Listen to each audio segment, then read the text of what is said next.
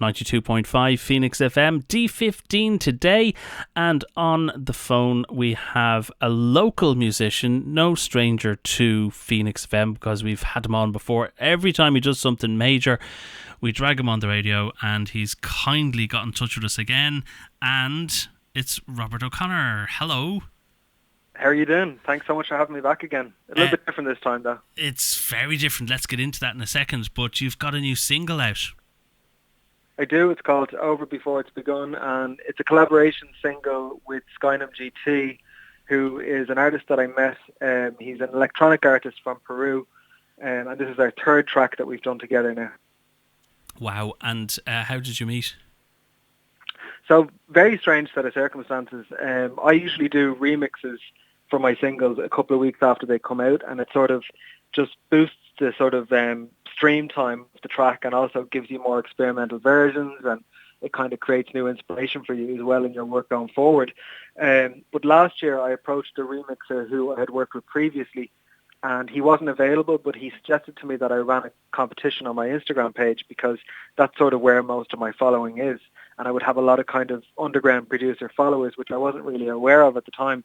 So I put up the competition to remix my single Real Good Fight last summer, and I had very quickly about 50 applications, and most of them went on to remix the track and submit the remixes. So it became this huge undertaking.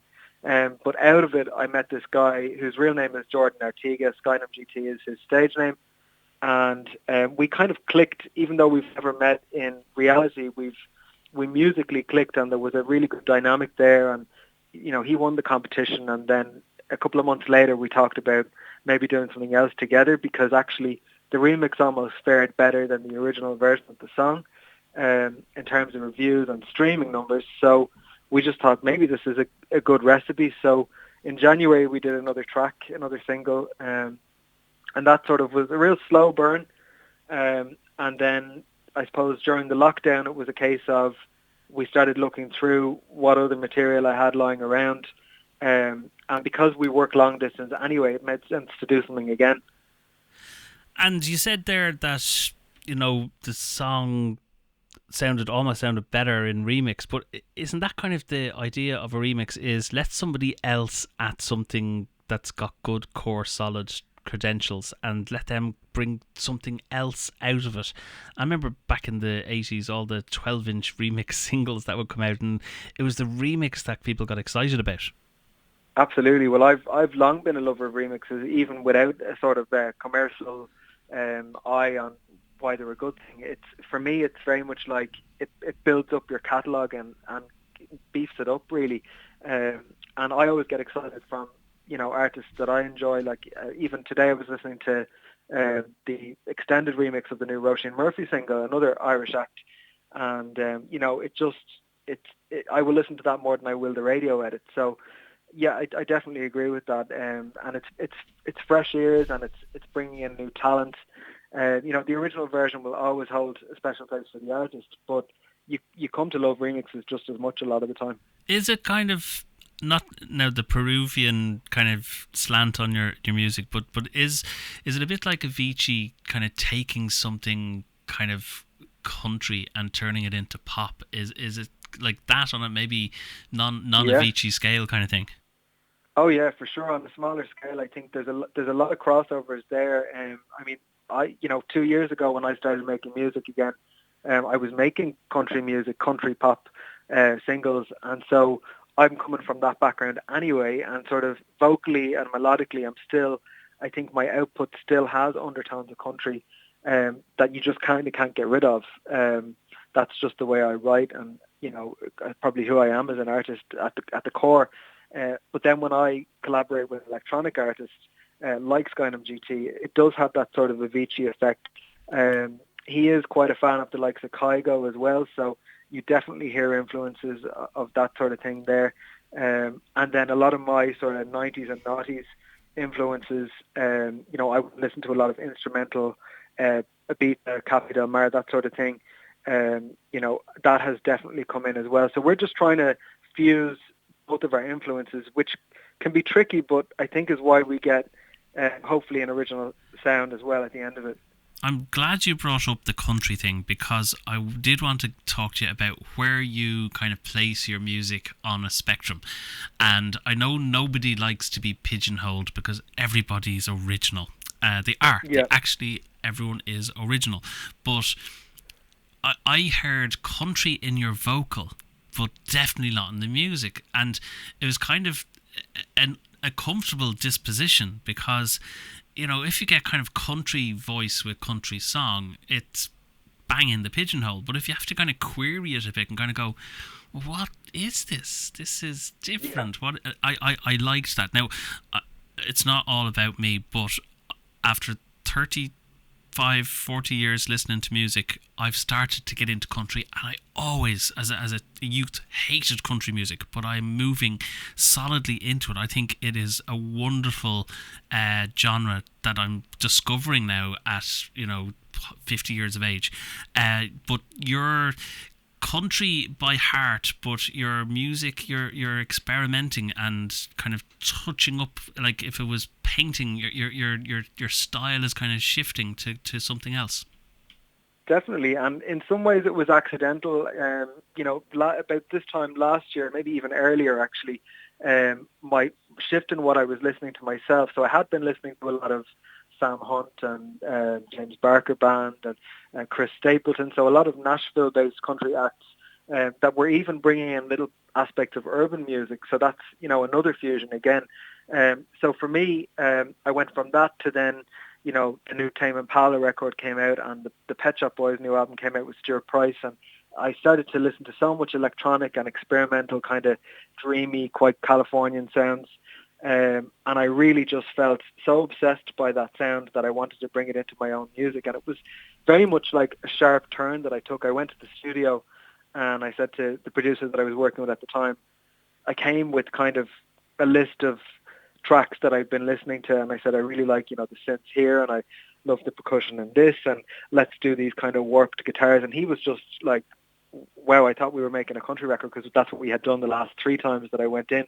So for him that was a shock, but he completely went with it, and he actually thought my voice worked better in some ways in this context, because like you said, you're not going to get quite so pigeonholed. It's refreshing, I think. But for me, it's about, I consider myself a pop artist, because when I write from sort of like the lyrics, I suppose, are storytelling, so that's country. But melodically, it is, to me at least, pop. I'm looking for catchy melodies, and, I throw away a lot of tracks that I feel don't sound like singles, because that's kind of where we are in the musical landscape right now.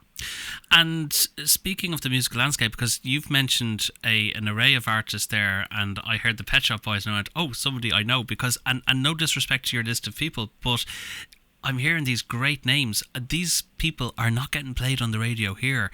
And my question is, do you find that radio is very narrow gauged in terms of what they'll play?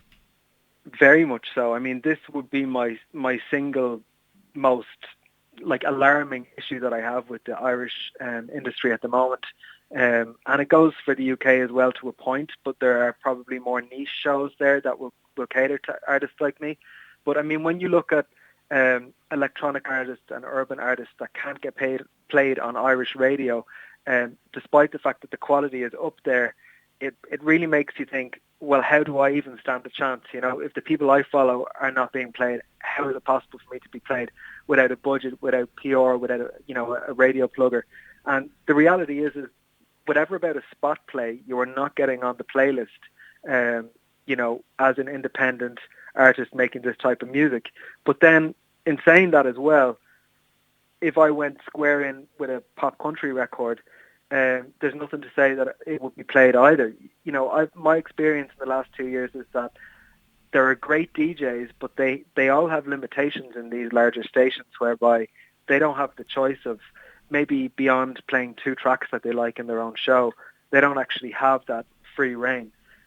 So it's just the structure of radio and how it is right now. And I did an interview last week, actually, a couple of weeks ago, just at the beginning of this single, and I was kind of feeling more intensive about this, whereas I've calmed down a little bit about it now because there's been a lot of good support for the single from more niche outlets. But I was kind of thinking this is a commercial track, it would fit on radio, and not hearing an awful lot back. But it is just the way it is. It's nothing personal. It's, if you're not sort of Ed Sheeran light or Dermot Kennedy light, or it's, the stereotypical, sort of guitar-based soft pop rock, you're not going to get near the major station playlists. I think you raise a really important point there, that it's not personal, and it's good that you can sense it that way. And I'll tell you why. I was at a conference at IMRO, and there was a DJ from 2FM, Louise. Is it Louise McSherry? Louise McSherry, yeah, that's correct. And she made an absolutely brilliant point. Hip hop is on fire in Ireland. Irish hip hop. It is, urban, yeah, right? Yeah. It's not getting on the radio, and radio has no place to put it. And is it personal? Absolutely not. It's that radio, and I think Linda Coogan-Byrne, who we were talking to a few weeks ago about the women. Very good.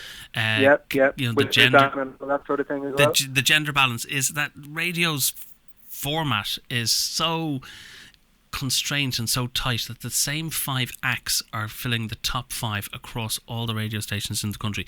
Now, I better get off my favourite topic of radio and back onto yours. We've been talking for about 11 minutes and we haven't heard your music. So tell us this new track. It came out last Friday, and introduce it yourself, actually. Here's your chance as a DJ to introduce your own record. Go for it. Brilliant. So this is Over Before It's Begun. It's by myself, Robert O'Connor, together with Skynam GT.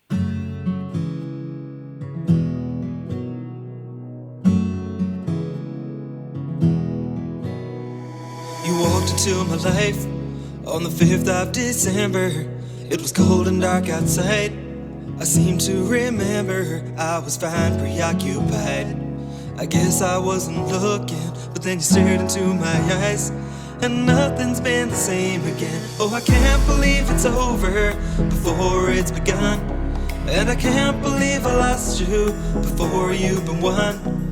You tell me I'm a catch, but I'm just not your match. Now I'm crying in my coffee cup. I wish that I could be enough for you. I wish that I could be enough for you.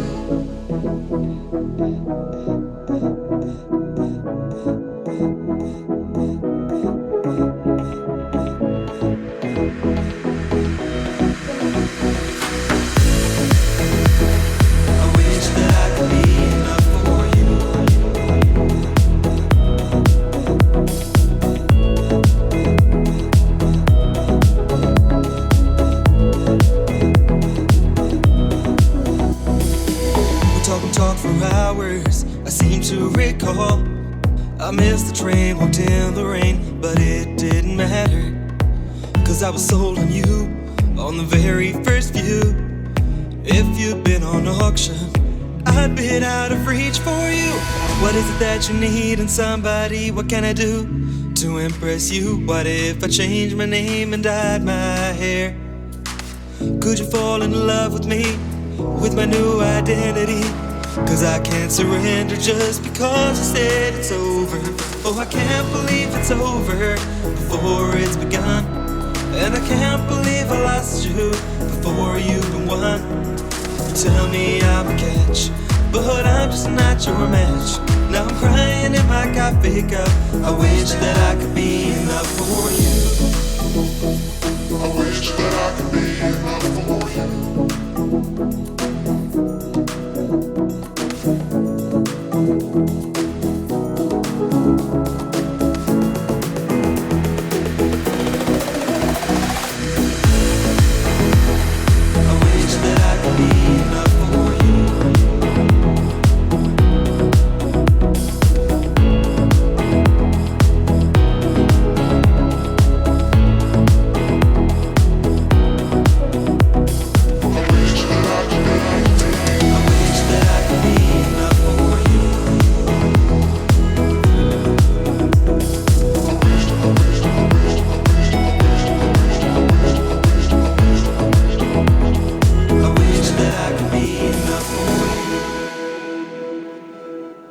you just heard my single Over Before It's Begun, which is out now everywhere you can listen to music. Brilliant. That's Robert O'Connor, if you didn't know. Tell us, things have changed over the years. Now music is released and it's available everywhere. Gone are the days of only buying it down in HMV. Gone are the days of Napster and Kazaa. The world has changed. You put the music out there to get an echo. The money is made gigging, I'm told, and now you can't gig. So this is like catch-22 multiplied by 2. What's going on? So I think we have choices to make as artists, and it's what we're willing to do, and if we're willing to be more than musicians and more than recording artists, and if we can't gig, what else is it that we're going to do? So, I have a few friends in the industry who are now saying they're going to go and get on the sort of influencer bandwagon and sort of try to exploit that element and make some cash on that side to sort of then inject back into the music, because obviously it's a costly hobby or a costly career to be an independent artist. For me, I've managed to keep a lot of the costs down beyond things like studio time and production, because I've learned how to do a lot of things myself. So, the likes of the publicity end of things, I studied journalism years ago, so there was a public relations module on there. So I now do the whole PR approach myself, and while I won't have the same contacts as some of the big companies in the country, I can still put in the man hours, and I can work as hard for myself as anyone else would on my behalf. So, and then the likes of my website, for instance, and graphics, all of those sorts of things, particularly during the last few months during lockdown, I've just been trying to get better and better at doing those things for myself and learning new skills, because what else could you do, during that time? You kind of started off by saying there that artists, maybe in a broad sense, are considering what else is it that we can do.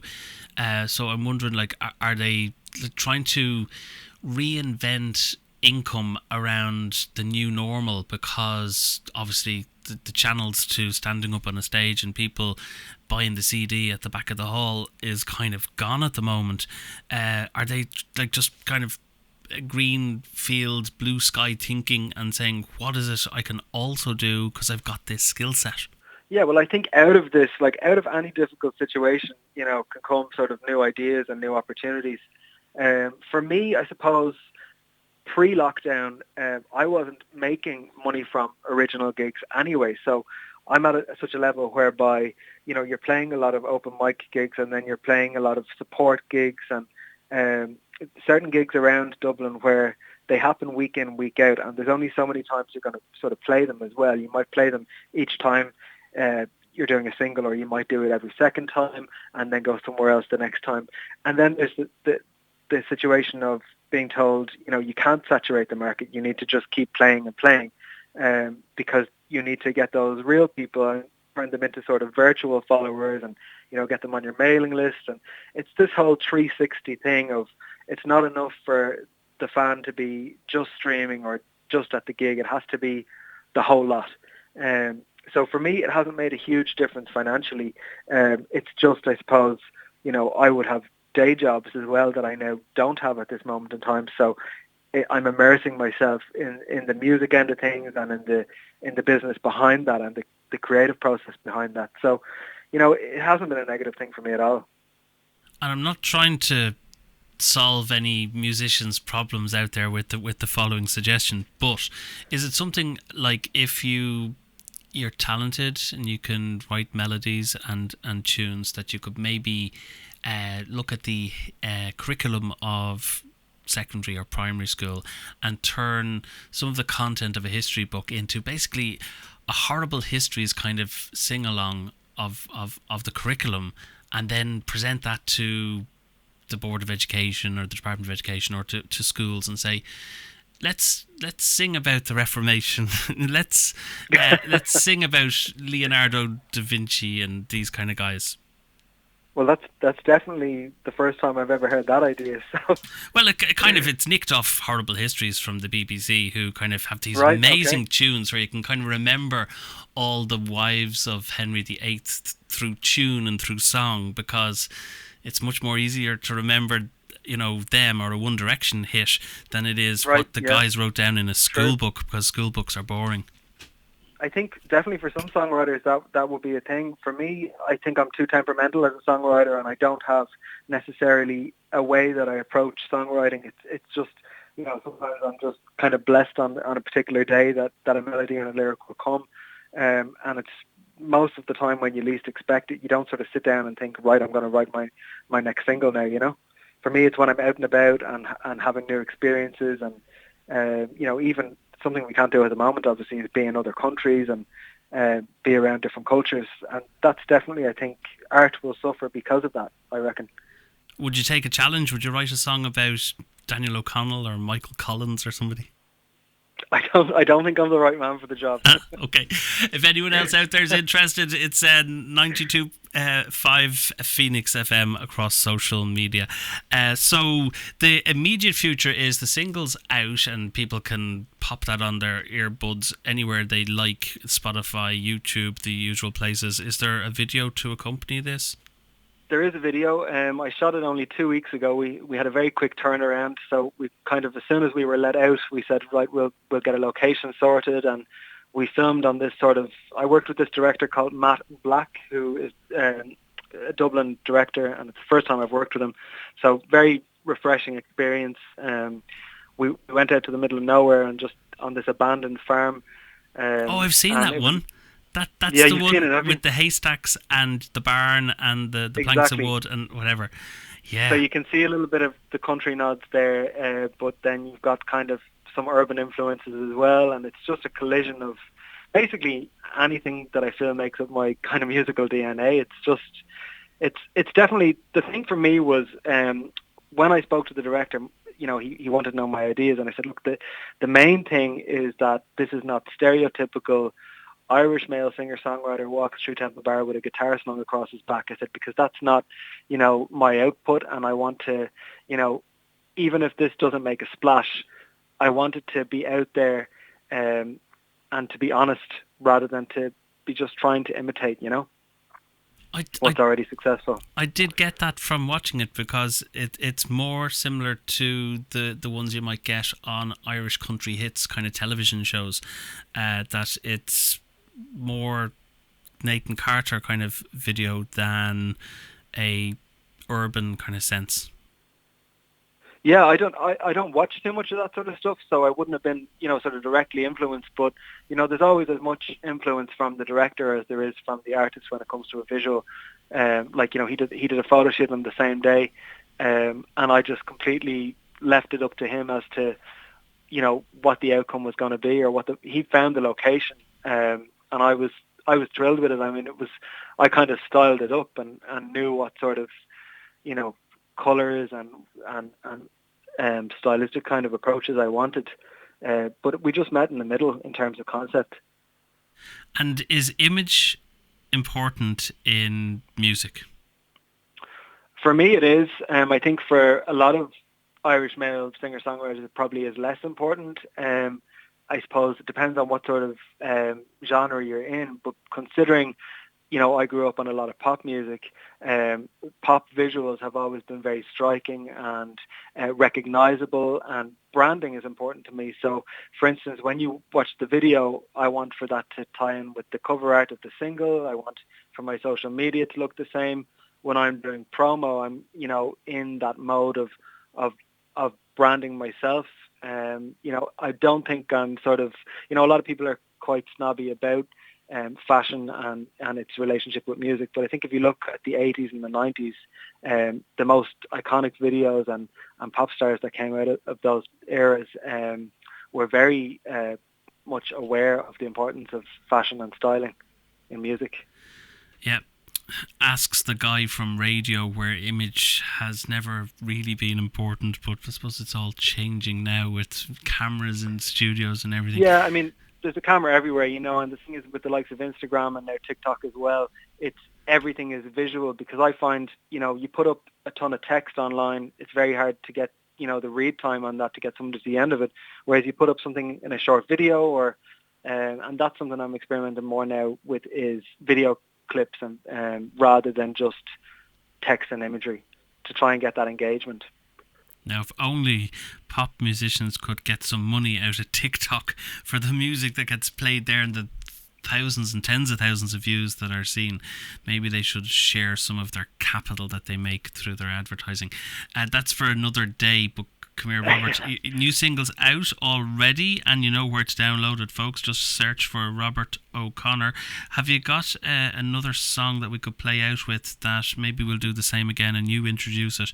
Maybe one of your own, maybe one of the older ones. I do, yeah, absolutely. So speaking of older ones, the track that I would choose would be Older 20, which is my other collaboration with Skynum GT. So it's a 2020 version of one of my older tracks called Older. And we released this back in January, and we had quite a bit of streaming success with this one over the last few months. Older 20, Robert O'Connor, thank you very much for your time today. Thanks a million.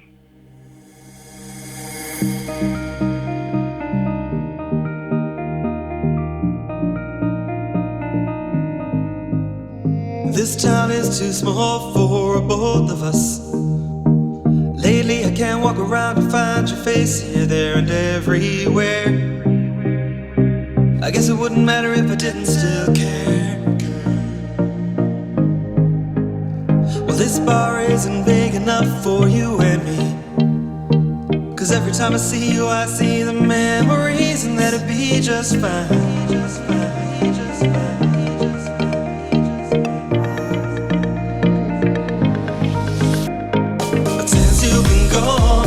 Seem to start over. My friends tell me it's been too long, and I know I'm getting older. But what's the point of moving on when all I want is to run right back to you? Run right back to you. Getting older, getting older, getting older, getting older, getting older, getting older, getting older, getting older, getting older, getting older,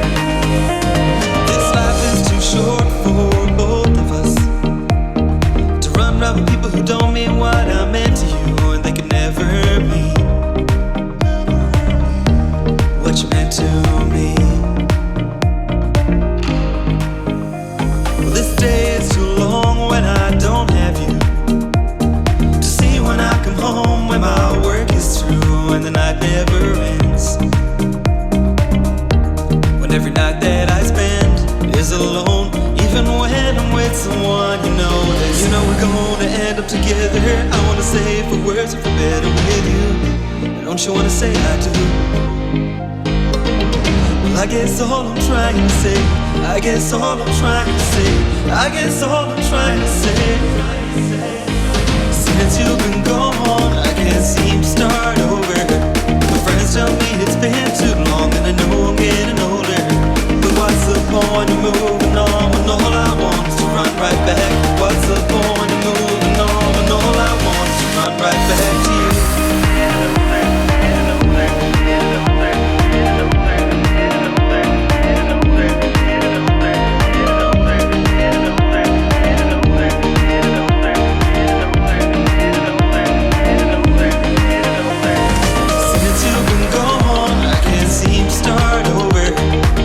Tell me it's been too long, and I know I'm getting older.